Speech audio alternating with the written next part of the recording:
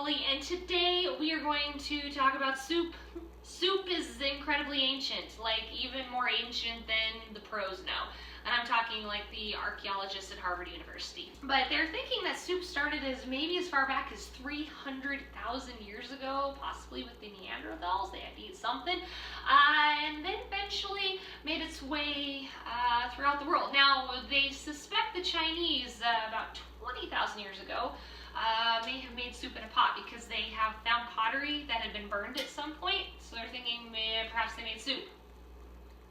Or maybe not. Don't know. But that's the thought.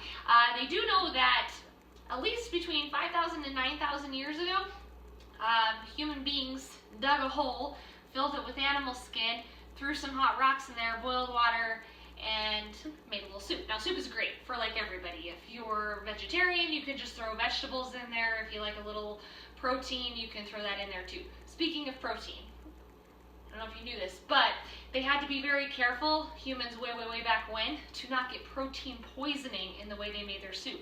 I didn't even think that was a thing. There was such thing as protein poisoning. God bless the early humans that put themselves, is this poisonous? Tried it, so we know now. And apparently you can get protein poisoning. Who knew? Today I love vegetable soup, namely because it is leftover person's dream. Like if you are in a hurry and you have all this stuff in your fridge and you got to get rid of it before it spoils, oh yeah baby, soup.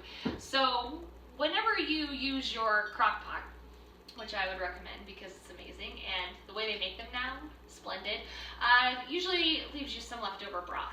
In this case we have some chicken broth, and then also and this can also come from your freezer section, corn, broccoli, we've got some leftover carrots that are already pre-chopped, and some sweet peas as well.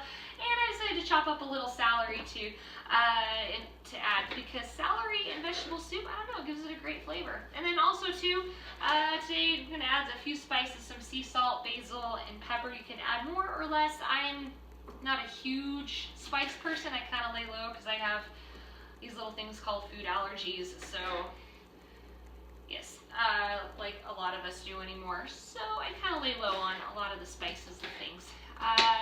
Choose your knife wisely. I get a little nervous because, like I said, cooking's not my forte, but for you, I'm doing it all. So I'm not gonna chop while I'm looking at the camera here. And now I'm going to look down. So bear with me.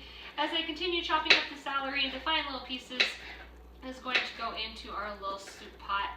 And we're just going to cook for a while till the veggies are nice and soft and soaked in a lot of the flavor from the chicken broth, as well as some of the spices too. For this recipe again, just hop on down here. There's like 1,000 soup recipes on Google and a billion more, because soup's been around for about 5,000 years. So you can cook the soup as long or as short as you want. But usually, especially since we already have the chicken broth going, and a lot of this is is fresh, it probably won't take you terribly long here. So, all right. So to start, I'm going to throw the leftover. This is chicken broth here. Sometimes you have beef broth. Anything works, but it adds a nice flavor to it. And then it's not going to be quite enough, so I'm going to add a little bit more water to the pan. So I have soup for more than just one serving. Should be fantastic. Of course, I'm using the filtered water, so that's going to take 20 minutes. Now I know, things I should have done prior to starting video.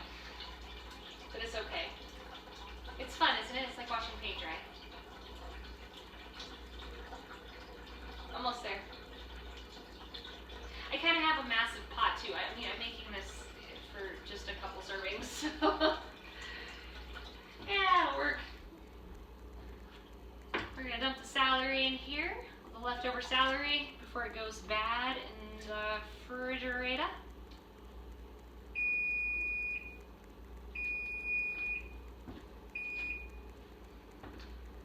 I'm making something else in addition. A little thing I like to call dessert. Would highly recommend it. I'm gonna throw the corn in. Obviously this corn's coming out in chunks. This is frozen corn, but it's nice because it lasts well. Also some broccoli. Woo.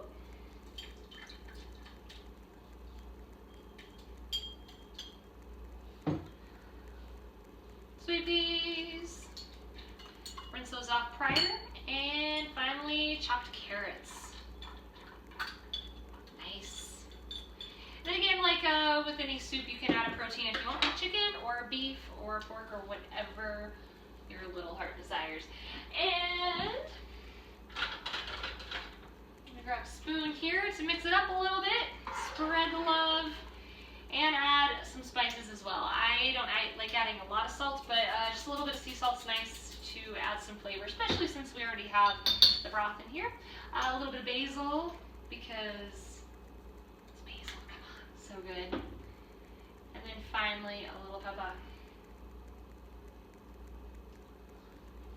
We'll mix it up.